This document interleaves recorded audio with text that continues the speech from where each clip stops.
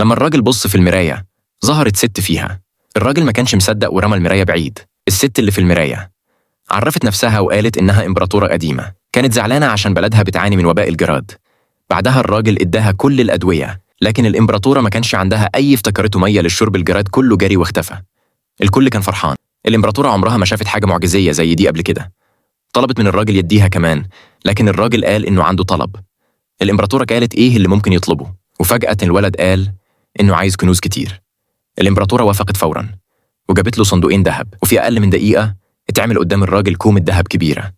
الراجل وفي بوعده سلم كل الأدوية اللي عنده للإمبراطورة، لكن الإمبراطورة افتكرت إن ده قليل.